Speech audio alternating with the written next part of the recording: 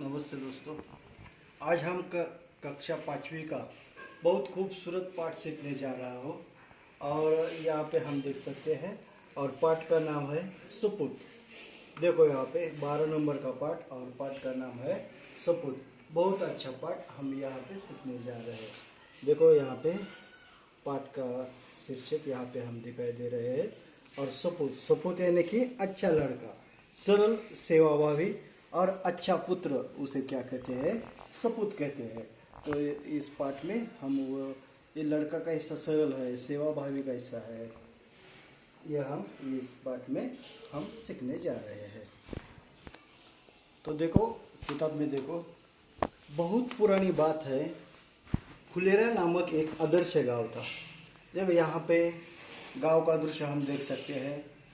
गांव में खेती रहती है, हरा भरा पूरा परिसर रहता है, यह हम यहाँ पे देख सकते हैं।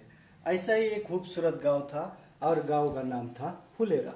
देखो यहाँ पे सिर्फ गांव नहीं था, वो आदर्श गांव था।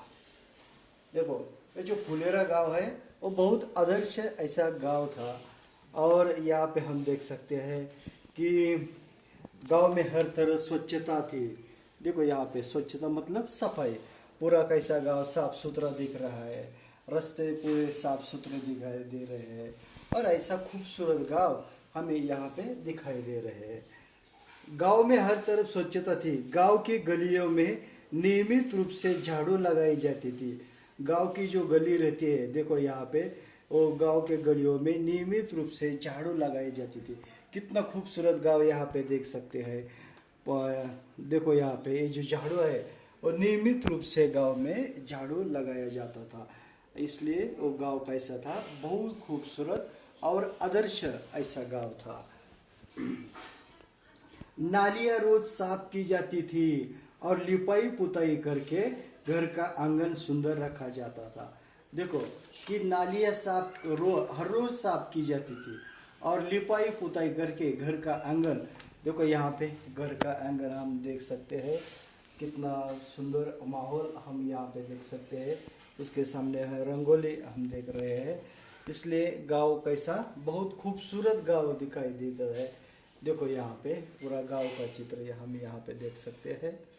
देखो रंगोली और पूरा परिसर और गांव के आजू बाजू में बहुत संख्या में हमें पेड़ भी दिखाई दे रहे हैं और गांव से इस कोने से नदी भी बहते हुए दिखाई दे रहे हैं।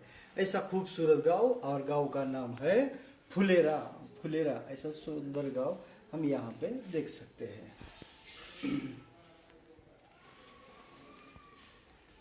परिसर में बड़ी संख्या में पेड़ पौधे थे और गांव के, देखो यहाँ पे हम पहले देख सकते हैं स्वच्छता। स्वच्छता मतलब सफाई।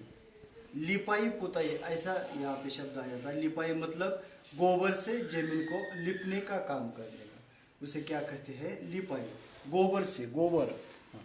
पुताई मतलब दीवार को चूने से पोतना, मतलब दीवार को चूना लगाना, इसे क्या कहते हैं? पुताई। परिसर, परिसर मतलब घर की आसपास की जगह।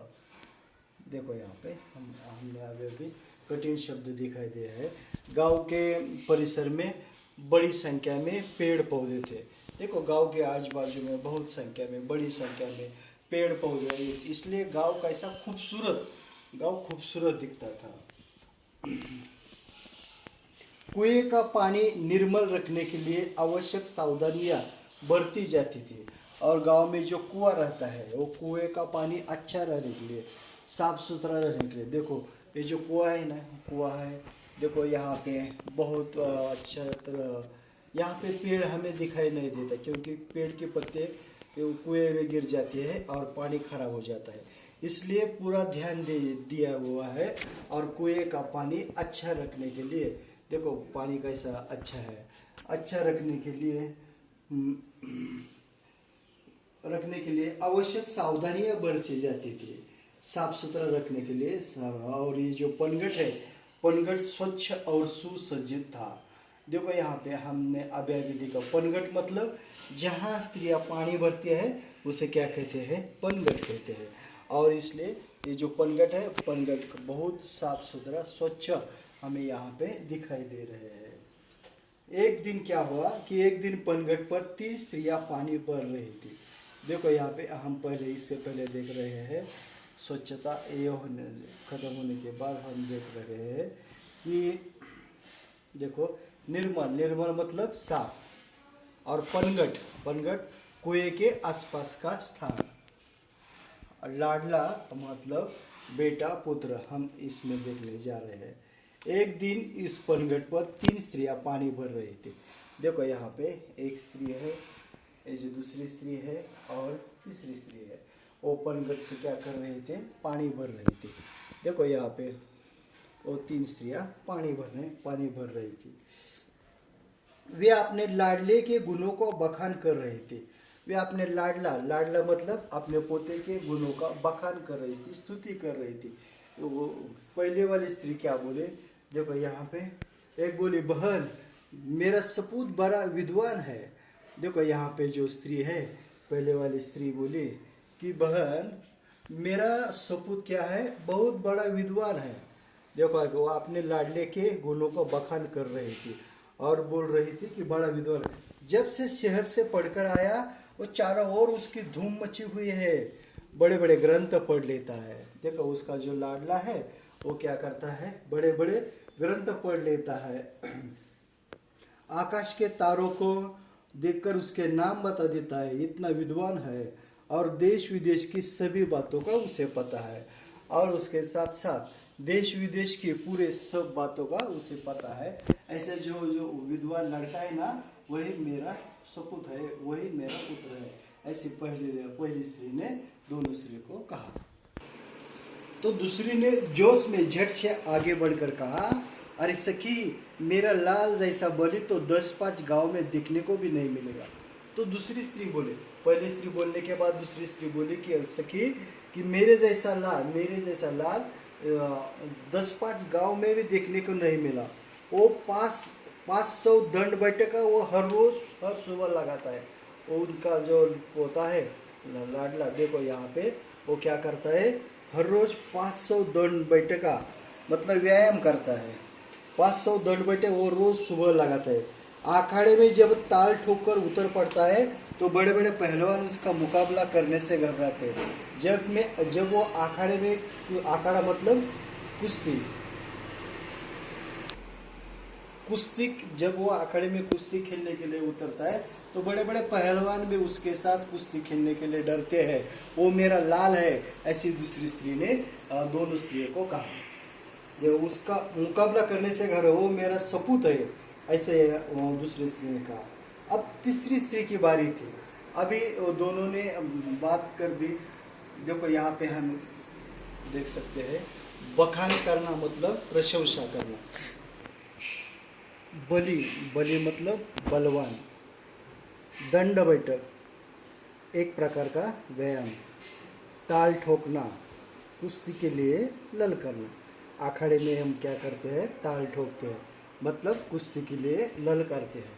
ये हमने अभी भी देख लिया। अब तीसरी स्त्री की बारी थी और वो चुप रही। उस पर वो दोनों ने कहा, जब वो चुप रह गए तब वो दोनों स्त्रियों ने उससे कहा, क्या कहा कि बहन तुम चुप क्यों हो, लगता है तुम्हारा लड़का कपूत निकला। कपूत मतलब बुरा पुत्र। ऐसा लगता है तुम चुप रही है, इसलिए ऐसा लगता है कि तुम्हारा लड़का बुरा पुत्र कपूत निकला। तीसरी स्त्री बिना किसी जोश, देखो यहाँ पे हम देख सकते हैं, ये जो तीसरी स्त्री है वो बिना कोई जोश या गर्व से बोले, बहनों सपूत या कपूत जैसे शब्द तो मैं नहीं समझती, पर मेरा लाल मेरे लिए बहुत अच्छा है। वो तीसरी स्त्री बोली कि सपूत या कपूत मुझे समझ में नहीं आता, लेकिन बस इतना मालूम है कि मेरा लाल बहुत अच्छा है। वो सीधे साधे स्वभाव का साधारण किसान है। देखो यहाँ पे हम देख सकते हैं कुछ शब्द दिखाई दे रहे हैं। वो तीसरी स्त्री बोली कि मेरा लाल क्या है कि वो सीधे साधे स्वभाव का साधारण किसान है। दिन भर खेत में जुटा रहता है और शाम को घर का काम करता है। दिन भर वो खेत में काम करता है और शाम को भी क्या करता है, घर का काम करता है। देखो यहाँ पे हम देख सकते हैं वो घर की फर्शी वो साफ करते हुए हमें यहाँ पे दिखाई दे रहे हैं। घर भी साफ सुथरा रखता है और खेती भी साफ सुथरी रहती है, इसलिए वो जो है वो मेरा लाल है, ऐसे तीसरी स्त्री ने कहा। और उसने आगे कहा कि आज बहुत कहने सुनने पर वो मेला देखने गया है, इसलिए मुझे पानी भरने आना पड़ा। तीसरी स्त्री ने कहा कि वो जाने के लिए तैयार नहीं था, लेकिन मैंने उसे मेला देखने के लिए जाने के लिए अनुमति दे दी, इसलिए वो मेला देखने के लिए गया और इसलिए मुझे पानी भरना आना पड़ा। नहीं तो वो खुद क्या करता था, वो खुद पानी भरता था, ऐसे तीसरी स्त्री ने कहा। तीनों स्त्री अपने अपने सिर पर घड़ा रखकर चल पड़े। देखो यहाँ पे हम देख रहे हैं कि तीनों स्त्रियां अपने अपने सिर पर घड़ा रखकर चल पड़ी। अभी वो 2-4 कदम ही चली थी तो पहले स्त्री का पुत्र आता हुआ दिखाई दिया। जब वो 2-4 कदम ही गए तो पहले स्त्री का पुत्र आया। देखो यहाँ पे हम देख सकते हैं पहले स्त्री का जो पुत्र है वो पहले स्त्री का पुत्र आया और उसने अपने माँ को क्या कहने लगा कि व्याख्यान देने जा रहा हूँ, भोजन वही करूँगा। यह कहकर वो तेजी से चला गया। वो पुत्र ने अपने माँ से कहा कि माँ, मैं व्याख्यान देने जा रहा हूँ, बाजू के गांव में जा रहा हूँ, भोजन वही करूँगा, ऐसा कहकर वो चला गया। उन्होंने माँ को माँ को भी नहीं बोला कि माँ तुम भी खाना खा दो, तुम आराम कर लो, ऐसा कुछ नहीं बोला। वो सिर्फ उन्होंने कहा कि व्याख्यान देने जा रहा हूँ, खाना वो भोजन वही करूँगा, बस इतना ही बोला। और वह यह कहकर तेजी से चला गया। तभी दूसरी स्त्री का पहलवान पुत्र भी आता हुआ दिखाई दिया। तब क्या हुआ कि दूसरी स्त्री का पहलवान पुत्र भी वहाँ आया। वो मतवाल हाथी की तरह झूम रहा था। वो कैसा था? मतवाल हाथी की तरह। देखो यहाँ पे हम देख सकते हैं वो मतवाल हाथी की तरह झूम रहा था। उसने अपने माँ से कहा, माँ, आज दंगल में मैंने एक नामी पहलवान को बुरी तरह पछाड़ा। दंगल मतलब कुश्ती, अखाड़ा। देखो यहाँ पे हम देख सकते हैं उन्होंने कहा कि माँ, मैंने आज दंगल में एक नामी पहलवान प्रसिद्ध पहलवान को बुरी तरह पछाड़ा और उसे देखो यहाँ पे गिरा दिया। माँ, आज दंगल में मैंने नामी पहलवान को बुरी तरह पछाड़ा। पानी लेकर जल्दी घर पहुंचना, मुझे जोरों की भूख लगी है। यह कहकर वह घर की ओर बढ़ा गया और उसने माँ को कहा कि माँ, पानी लेकर जल्दी घर आना, मुझे जोरों की भूख लगी है। ऐसा कहकर वो मतवाल हाथी की तरह वह घर चला गया। अंत में तीसरी स्त्री का पुत्र भी, देखो यहाँ पे हम देख सकते हैं, जो खेती करता था, दिन भर खेती करता था और रात को भी घर में मदद करता था, वो जो लड़का है, वो जो लाल है, वो भी आ पहुँचा। देखो वो जो गया था वो देखो यहाँ पे हम देख सकते हैं,